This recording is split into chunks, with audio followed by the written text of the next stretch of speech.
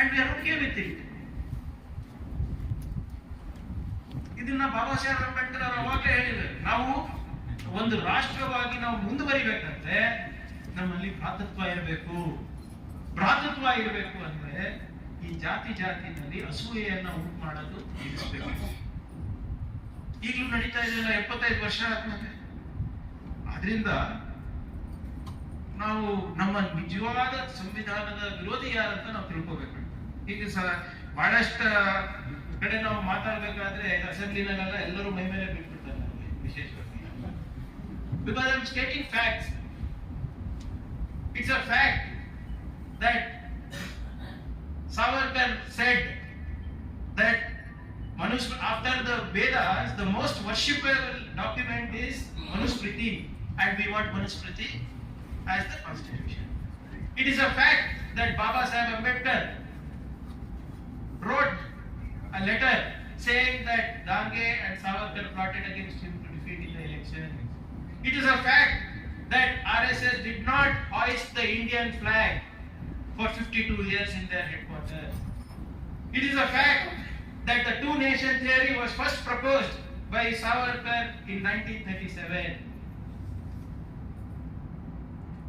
ಇವೆಲ್ಲನೂ ಫ್ಯಾಕ್ಟ್ಸ್ ಇದೆ. ಬಟ್ ಇದನ್ನ ನಾವು ಹೇಳಿದ್ರೆ ಯಾರು ನಂಬಕ್ ರೆಡಿ.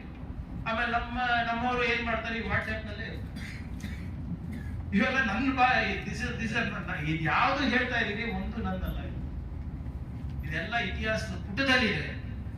ಈಗಲೂ ಕೂಡ ನಾವು ಈ ಶಕ್ತಿಗಳ ವಿರುದ್ಧ ಹೋರಾಟ ಮಾಡ್ತೇವೆ. ಇದು ನೀವು ಫರ್ಗೆಟ್ ವಾಟ್ ಗೋವರ್ಕರ್ ಅವರು ಹೇಳಿದ್ದು, ಸಾವರ್ಕರ್ ಅವರು ಹೇಳಿದ್ದು, ಅದೆಲ್ಲ ಬಿಟ್ಬಿಡಿ.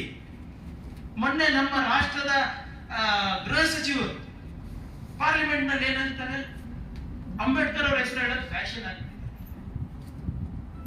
ನೀವು ಎಷ್ಟು ಅಂಬೇಡ್ಕರ್ ಅವರ ಹೆಸರು ಜಪ ಮಾಡ್ತಾ ಇದ್ದೀರಾ, ಅಷ್ಟೊಂದು ಜಪ ನೀವು ದೇವರ ಹೆಸರು ಮಾಡಿಬಿಟ್ಟಿದ್ರೆ ನಿಮ್ಗೆ ಮೋಕ್ಷ ಸಿಗ್ತಾ ಇತ್ತು ಅಂತ on the floor of the house the home minister dares to say ಹೇಳ್ತಾರೆ.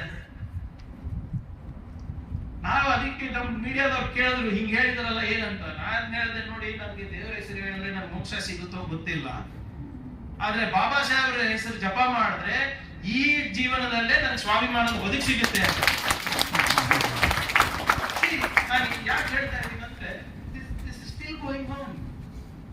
75 ವರ್ಷ ಆದ್ಮೇಲೆ ಎಸ್ ನಮ್ ಲಿಟ್ರಸಿ ರೇಟ್ ಸ್ವಲ್ಪ ಜಾಸ್ತಿ ಆಗಿರ್ಬೋದು, ನಮ್ ಸ್ಟ್ಯಾಂಡರ್ಡ್ ಆಫ್ ಲಿವಿಂಗ್ ಸ್ವಲ್ಪ ಜಾಸ್ತಿ ಆಗಿರ್ಬೋದು, but it is still not enough. Because we still are fighting the forces that don't want us to be in the mainstream of society.